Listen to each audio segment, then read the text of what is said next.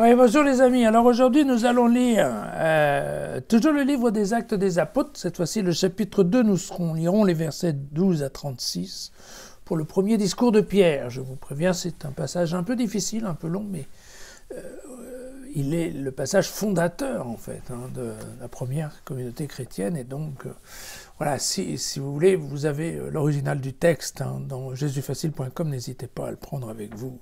Bien. Ils étaient tous déconcertés et dans leur perplexité, ils se disaient les uns aux autres « Qu'est-ce que cela veut dire ?» D'autres s'esclaffaient « Ils sont pleins de vin doux !» C'est à propos des langues étrangères. Alors s'éleva la voix de Pierre, qui était là avec les 11. Il s'exprima en ces termes. « Hommes de Judée, et vous tous qui résidez à Jérusalem, comprenez bien ce qui se passe et prêtez l'oreille à mes paroles. Non, ces gens n'ont pas bu, comme vous le supposez. Nous ne sommes en effet qu'à 9 heures du matin. Mais ici se réalise cette parole du prophète Joël. Et il cite la prophétie de Joël. Alors, dans les derniers jours, dit Dieu, je reprendrai de mon esprit sur toute chair. Vos fils et vos filles seront prophètes, vos jeunes gens auront des visions, nos vieillards auront des songes. Oui, sur mes serviteurs et sur mes servantes, en ces jours-là, je répandrai de mon esprit, et ils seront prophètes. Je ferai des prodiges là-haut dans le ciel et des signes ici-bas sur la terre, du sang, du feu et une colonne de fumée. Le soleil se changera en ténèbres et la lune en sang, avant que vienne le jour du Seigneur, grand et glorieux. Alors, quiconque invoquera le nom du Seigneur sera sauvé. Israélites, écoutez mes paroles. Jésus le Nazoréen, homme que Dieu avait accrédité auprès de vous en opérant par lui des miracles, des prodiges et des signes au milieu de vous.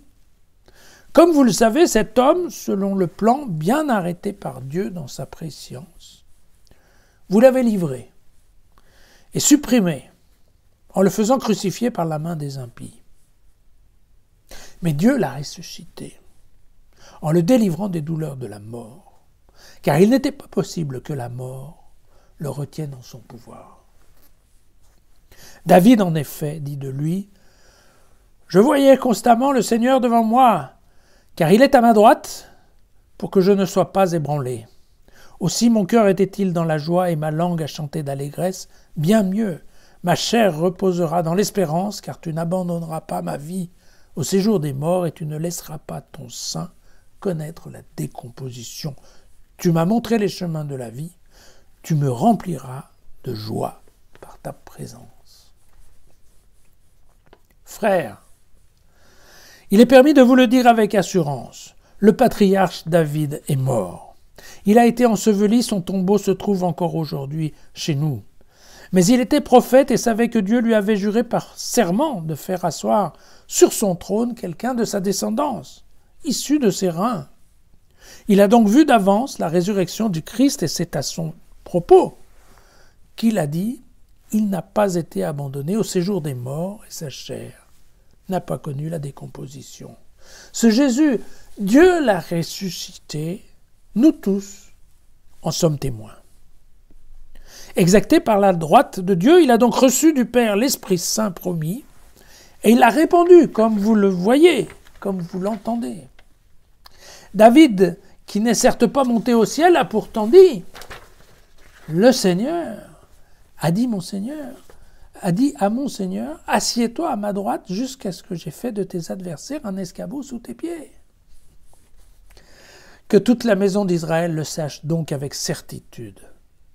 Dieu l'a fait, et Seigneur et Christ, ce Jésus que vous aviez crucifié. Alors évidemment, c'est un petit peu compliqué quand on le lit comme ça, c'est pour ça que je vous conseille quand même de reprendre le texte en le lisant tranquillement. Voilà. Mais nous avons ici le premier discours de Pierre en tant que chef de l'Église.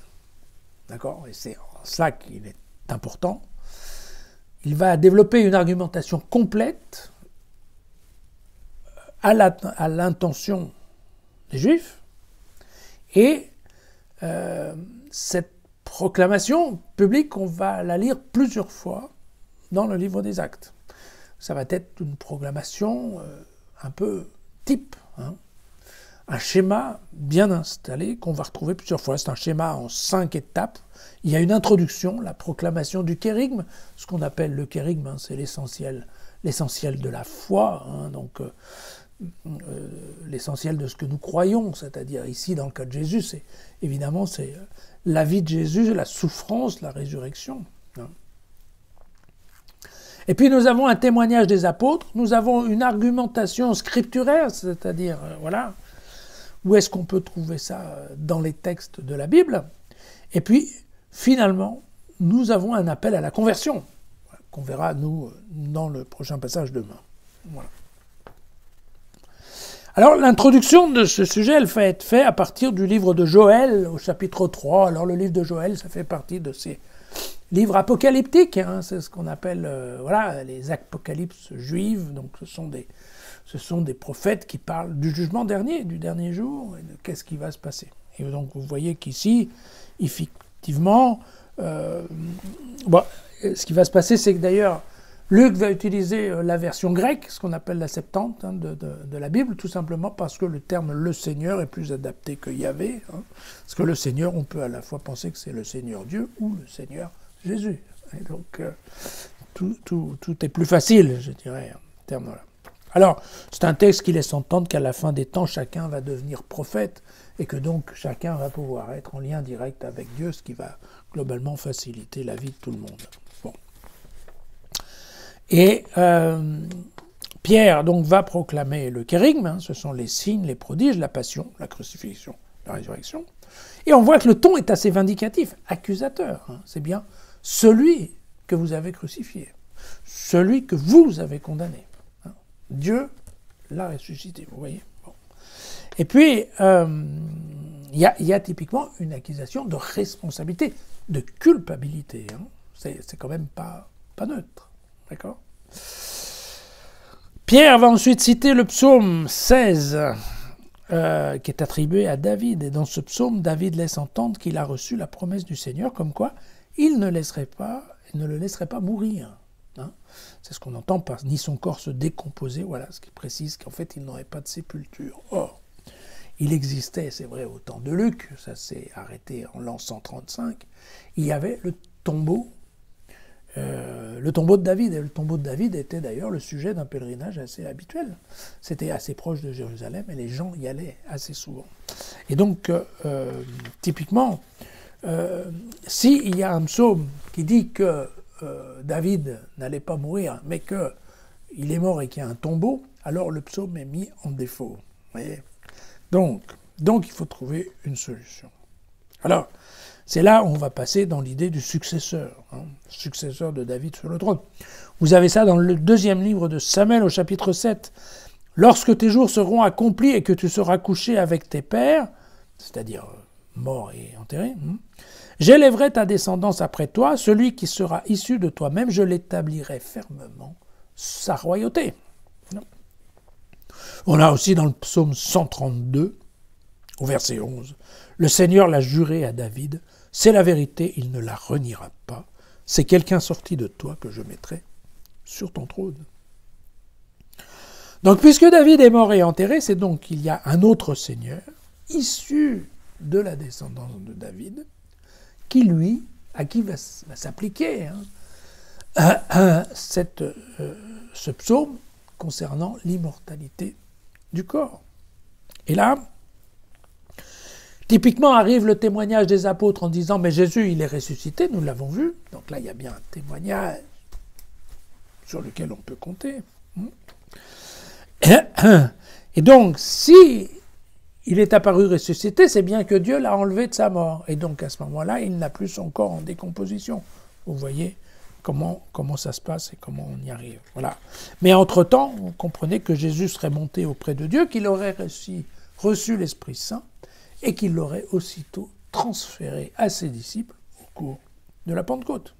Voilà. Et donc, vous voyez que c'est ce qui explique, en effet, l'Esprit Saint expliquant ce coup de magie des langues étrangères, on va dire ça comme ça. Et d'ailleurs, à ce propos, on citera le psaume 110, qui était aussi un psaume de David. « Oracle du Seigneur à mon Seigneur, siège à ma droite, que je fasse de tes ennemis l'escabeau de tes pieds. » Voilà. Alors, le dernier verset,